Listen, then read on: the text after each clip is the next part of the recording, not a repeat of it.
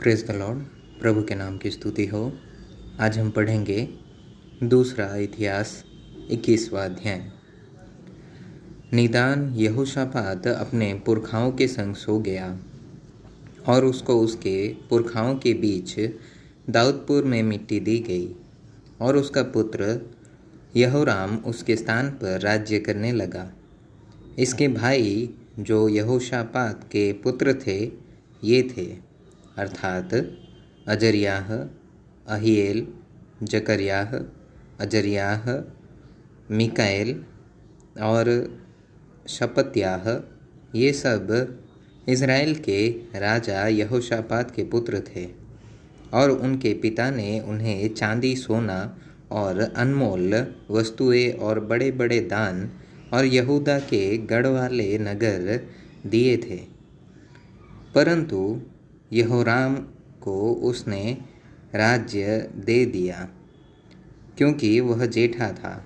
जब यहोराम अपने पिता के राज्य पर नियुक्त हुआ और बलवंत भी हो गया, तब उसने अपने सब भाइयों को और इज़राइल के कुछ हाकिमों को भी तलवार से घात किया।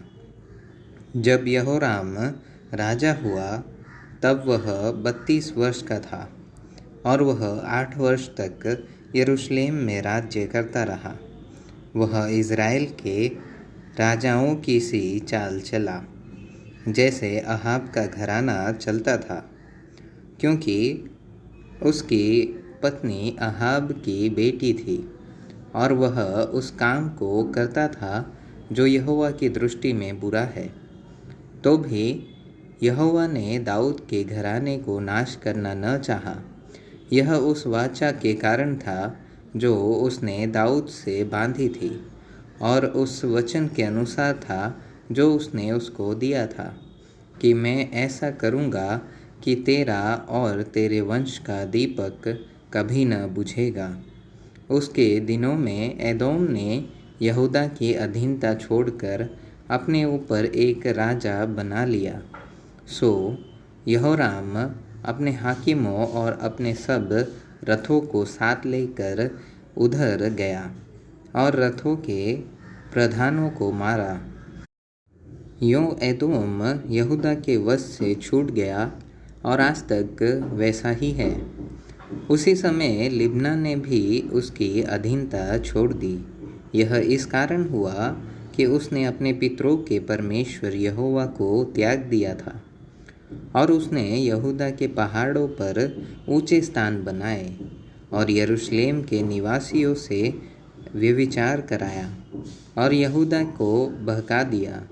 तब एलियाह नबी का एक पत्र उसके पास आया कि तेरे मूल पुरुष दाऊद का परमेश्वर यहोवा यूँ कहता है कि तू जो न तो अपने पिता यहोशापात की लीक पर चला है और न यहूदा के राजा आसा की लीक पर, वरन इज़राइल के राजाओं की लीक पर चला है और अहाब के घराने की नाई यहूदियों और यरूशलेम के निवासियों से व्यभिचार कराया है और अपने पिता के घराने में से अपने भाइयों को जो तुझसे अच्छे थे घात किया है। इस कारण यहोवा तेरी प्रजा, पुत्रों, स्त्रियों और सारी संपत्ति को बड़ी मार से मारेगा और तू अंतड़ियों के रोग से बहुत पीड़ित हो जाएगा, यहाँ तक कि उस रोग के कारण तेरी अंतड़ियाँ प्रतिदिन निकलती जाएगी। और यहोवा ने पलिश्तियों को और कुशियों के पास रहने वाले अरबियों को यहोराम के विरुद्ध उभारा और वे यहूदा पर चढ़ाई करके उस पर टूट पड़े और राजभवन में जितनी संपत्ति मिली उस सब को और राजा के पुत्रों और स्त्रियों को भी ले गए, यहाँ तक कि उसके लहुरे बेटे यहोआहाज को छोड़ उसके पास कोई भी पुत्र न रहा। इन सब के बाद यहोवा ने उसे आंतड़ियों के असाध्य रोग से पीड़ित कर दिया और कुछ समय के बाद अर्थात 2 वर्ष के अंत में उस रोग के कारण उसको आंतड़ियाँ उसकी निकल पड़ी और वह अत्यंत पीड़ित होकर मर गया।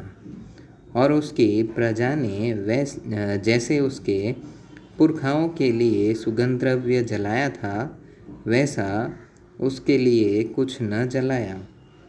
वह जब राज्य करने लगा तब 32 वर्ष का था और यरूशलेम में 8 वर्ष तक राज्य करता रहा और सबको अप्रिय होकर जाता रहा।